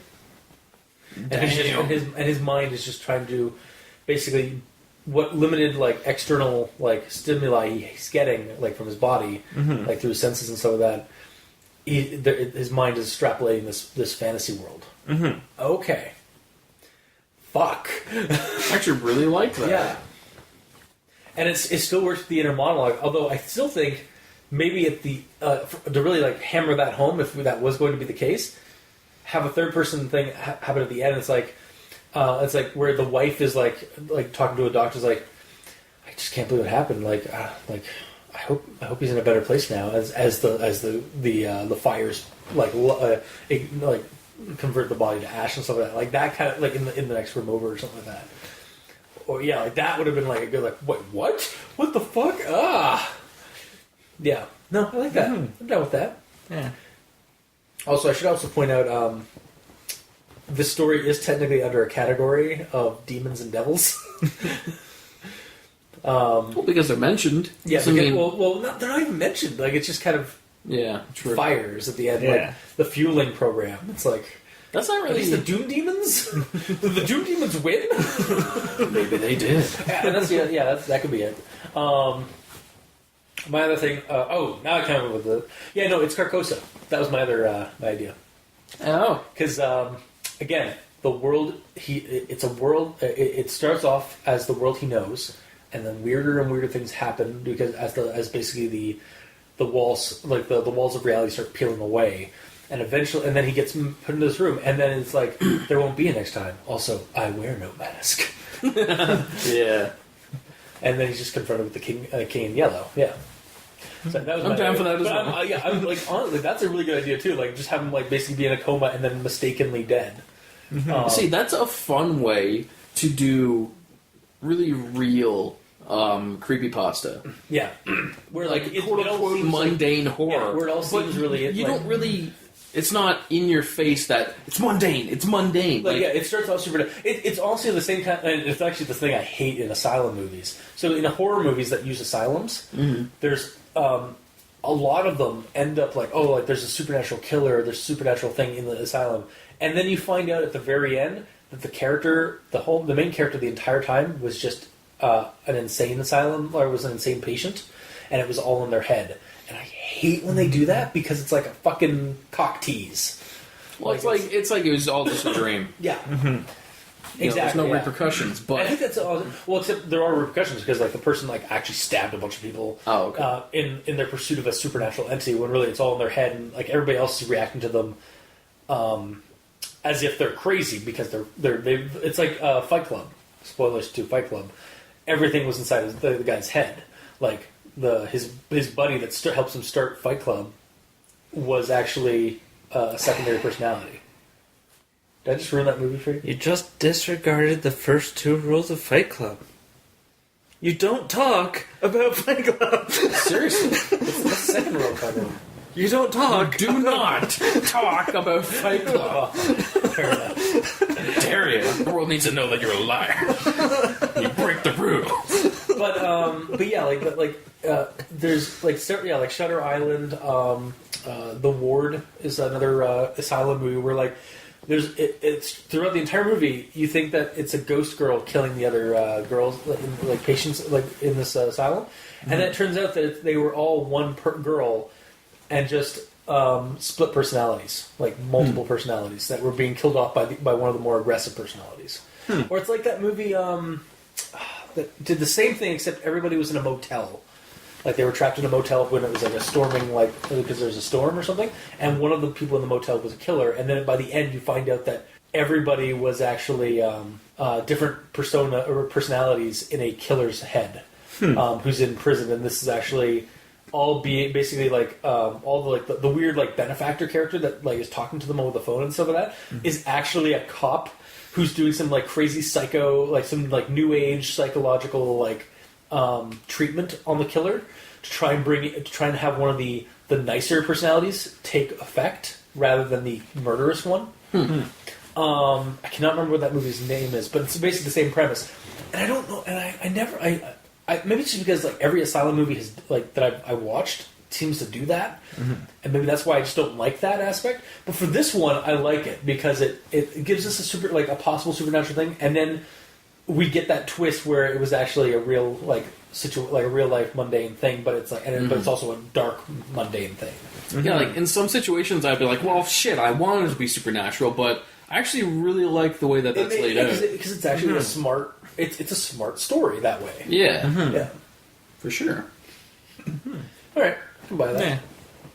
And gamer, Well, my original thought behind the cause of all this was crab people.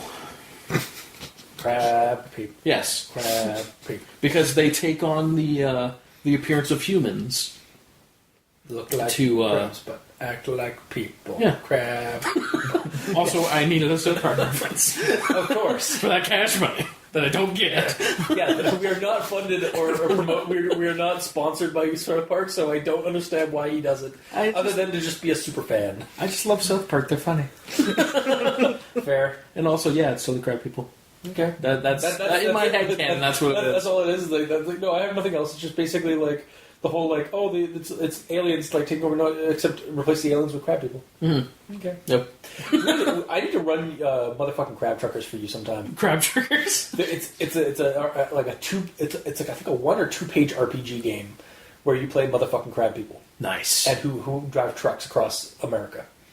Do they walk like crabs but talk like people? They walk like crabs but drive like people. Nice. But anyway, that aside, so we got crab people. We got coma or like weird disease / coma situations with mundane stuff. We've got Carcosa, demons, and I love that robot programming one. Like the one that you brought up mid game. Yeah, I like the discussion. robot. That one I think especially for it's appropriate for Robovember. Like 17A, like Yeah. we never really get an explanation as to why the guy keeps calling him that, aside from just being a subject or a robot bot, or like a different. Yeah, it is also a very good subject number for a organic specimen as well. Yeah. Or it's the labeling system in the morgue. Yeah, And the guy just saying, Mr. 17A, you get to go into the fire today. That's true, because this is near the end. So, like you said before, he could just be picking up on things while he's in the coma. yeah. And then his mind's just like it can't cope with like what's going on with his like his immediate or his soon to be demise. So it's just basically extrapolating your entire life has been a lie. You're going to the fueling program, blah, blah, blah, blah. Like that kind of stuff, yeah. I'm down with that. For me, as soon as you said that whole coma thing, I'm like, there's no possible way I could say anything better. yeah, even my demon one at the end and my Carcosa idea like kind of fall flat because like for me the two competing like what the fuck's going on is robot programming and coma. Like those, good job, Mikey. Round of applause. Yeah, good job. All right. You're welcome. So, I guess we get now boiled down to recommendations. Sure. I won't recommend it. It has potential, and maybe if it was looked back at and like rewrote, like that middle section was added on to a bit.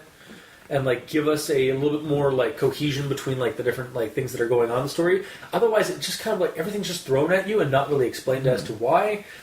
It just didn't really do it for me. It was too short to really kind of have a build up for the revelation that you dropped, and it just seemed like you were just running to the end. And that's not how you should write a story, and how you should not write a good creepypasta. So yeah, I won't recommend this one. Maybe if it was rewritten, we could have another look at it, but that may or may not happen. So, yeah. Right now, mine is wouldn't recommend. Mikey? Mine isn't a recommendation. started off slow, and then the Fire Nation attacked, and then it attacked in force. And then he got cremated. Would you really say it started off slow, though? Like, we've been saying all along that it's like, bam, bam, Well, bam, bam. Until Like, that point, like, he's just explaining backstory. Which is fine. And it starts off as a slow burn, and then all of a sudden, firecracker, firecracker. And that's like I liked that first part of it because it was, but then it just get like after he started talking, like once he started becoming a cop and started noticing the weirdness, it just started, and then hit the wall. You stepped on the gas, and then that wall was the revelation, and we're like, what? Because like it was going too fast to really like register what was going on outside until boom, yeah. So it started off good. Like it went at a gradual pace at the beginning, and then zoomed up, and then hit that wall of revelation at the end, and then we're at the end. Mm-hmm. Yeah. Yes. Does that kind of? And then, if you think about it with the whole coma situation, then you could also look at the beginning. He's also in the room, so that first part is him actually sort of reliving his life as it flashes before his eyes. Oh, that's true. Yeah. Oh, and maybe the burlap sack when he's the burlap sack could be like when somebody pulls open the curtains, like, oh yes, Mr. 17A, as they read like his toe tag, or something like that, or pull him out of the box or the shelf thing that they put morgue bodies drawer thing. I can't remember. I'm sorry, audience. I do not know. I cannot remember what the morgue doors are for bodies. Remember? You know that? I don't know that. The body drawer, I think it is. It's a door with a shelf in it. I've heard it a couple of times in movies and stuff like that, and like video games, but I cannot remember what it actually is. Mm-hmm. So I'm sorry. Anyway, it's a morgue shelf drawer door. Yeah. The morgue drawers. Yeah, there you go. Yeah. Yeah. Okay. So, yeah, thinking about it as a coma makes it so much better. It does. Like, yeah. I'm on the fence. I'm literally on the fence between robot programming and coma patient because I don't know which one I like more. Yeah, they look pretty key. Yeah, but also, if he's a robot, what good would it do throwing him into the fire? My guess is that they melt them down, melt them down, like smell them down. It's like it's like how GLaDOS tosses like companion cubes and occasionally. Turrets into the reactor, and they're like a reactor, so they're getting carbon fuel basically. Yeah. So like just whatever is made of carbon works for the fusion reactor, whatever. I guess, yeah. They're powering. Again, billions of projects, which that would also like is like. Okay, there's not a billion. There's barely billions. There's 4 billion people on the planet. Closer to 7. 7 billion people on the planet. Still, it's billions of projects. It's like there's not. So yeah, it's either got to be machines. No, it could be because the amount of technology that's going on. This is in the future. Yeah, so there's more people. This is clearly a simulation because and even when he's looking. And again, because we didn't mention in the envelope, there's not just his life and stuff like that they've like been recording and stuff like that. There's also like plans for like force field projectors and stuff like that. This is way in the future. Yeah, so like it's either in the future again, or his mind is just extrapolating what he saw on Twilight Zone before he died or before he went to the coma. Hi. So I'm going to like give it kind of a soft recommendation because I like the way that the story, like the actual story itself, the idea of it and the way it went was kind of interesting because it went from mundane to potentially supernatural, or at least fantastical. Yeah, with possible ties to being comatose and all this very interesting shit. But again, it's just the whole thing is skimmed over. Yeah, it's like the whole thing is written like it's a rundown of a better story or of the actual story. So I'm going to give it like a soft recommendation. Yeah, and I mean, it's not... it needs to be rewritten to be awesome. The other problem I have with it is that, I mean, and it's not really a problem because, again, nothing's original, but this isn't really an original story. Like, I've technically seen this, as I mentioned, Twilight Zone, like, not like a few seconds ago. This is basically a Twilight Zone episode or an Outer Limits episode where like and I'm not saying that's a bad thing. I'm just saying like because again like the way it's proposed like this could be like again a number of things that we just speculated. It's just because it's the way it was handled. Like the person wanted to get to that ending, which is that revelation ending, and didn't pay enough attention to what he should have put in. What they should have put in the middle to have it amp up to that. Because again, the beginning started off strong, like talking about his child, like his life up to the weirdness was fine. Like that was a perfect good pace, and then it just like 0 to 60. In 3.5 and then smacks into that wall at the end and just like and then we're done and I'm like no you need to like keep the pace going you need to be a slow or like a much or like slower slow down a little bit like take your time write some more like write more investigation like why like don't just say like I wasn't gonna say anything to my superiors because they'd be throwing me in the loony bin or anything like that but it's like no, you're like you have a week of weirdness. Explain what happens in that week of weirdness. Yeah, investigate. Look and see if other people have commented on weird stuff like this. If you're the only one, like you investigated about like the weird cloud cover, and like you're like, yeah, that was weird. We haven't had any clouds for today. And it's like, oh, and have you noticed anything else like weird in the sky? It's like, oh, I mean, there's some kind of weird black people around the sky, or like black figures. Going back into the racism. No, it's not. It's a descriptor. But like the black figures like run across the sky. And it's like, and they suddenly turn into vans when they go through towns. Because like again, like that would again at least connect like the black figures like, going across the sky to the black vans going through town. Yeah. Like. Because again, like for some reason, like the black figures going over the sky are just kind of like they're the first weird thing that he notices really is like after the black spot stuff, and then it's dropped, and then suddenly there's these black vans going through town. It's like wait, so the black figures turn into black vans? Like are they Transformers? Is it like a Bay film? It's a potentially creepy aspect that they drop. Yeah, for whatever reason. Yeah, and like the wife was acting funny. Who else was acting weird? And robotic. Like was the kid started acting weird? Did his partner that doesn't exist start acting weird or something like that? Like did people around town start acting weirder? Like again, there's a lot of good like potential in the story that just doesn't get done because the person was rushing to get to the end of the story. Yeah, and or could have been like out of the corner of his vision, he could have swore he saw a dude like glitch. A little bit. Like to me, that's one of the reasons. That's one of the big reason I don't want to. I can't really recommend this one is because the potential is wasted. But the potential's there. That's why I want to give it a maybe because I like the potential. If it gets rewritten or like if it gets looked at and like things are added on or extended and some of that, we will redo it. We will rediscuss the story, and I might recommend it based on that because the potential's there for a good story. It's just right now, I can't. Me personally, I can't recommend it. That's nice, but you didn't. You weren't asking yourself. You were asking me. Yeah, no, sorry. Yeah, and then, like, for your, but for your recommendation, like, I also kind of agree with you because I'm kind of like me. Like, I can't recommend it for like that reason, but I could like I can see why you'd soft recommend it. Yeah, because I like the potential of it. Yeah. If something has potential, it has at least some heart and thought put into that part. So I got to give it credit where credit's due. But because it's not, because of all the other things we've talked about, it's not getting 100% recommendation. Yeah. All right. So that was this week's episode. If you like what you heard, if you didn't, leave us a comment in the comment section below where this gets posted, whether it be on Kiwi6, Facebook, YouTube, Tumblr. You can check us out on iTunes and leave us a review or rating.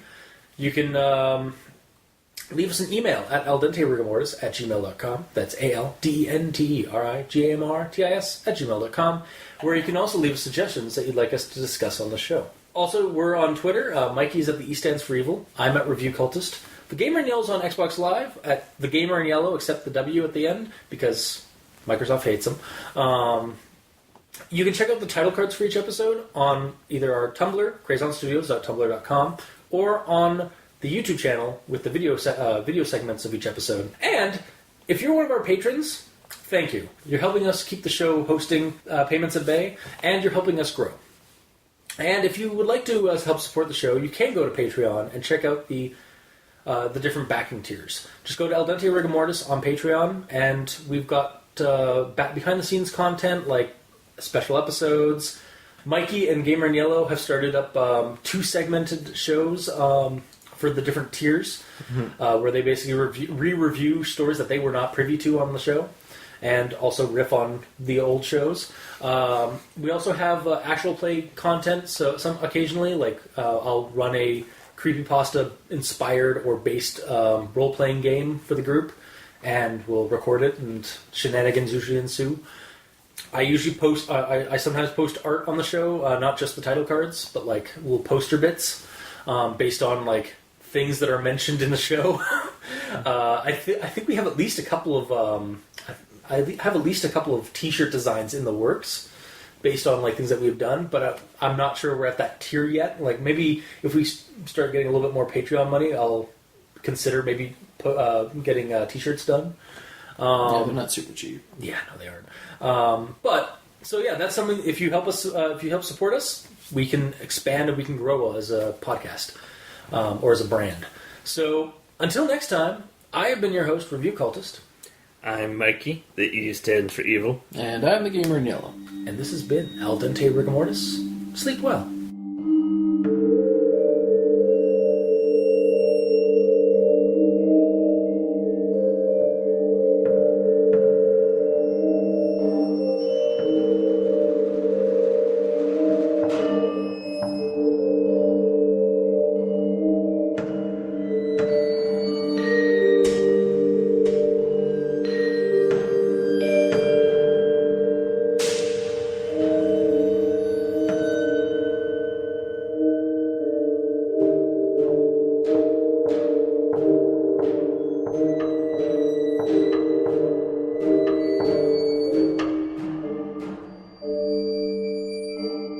When you said they're on like the first time and that time, I was like, oh god, they're in guard.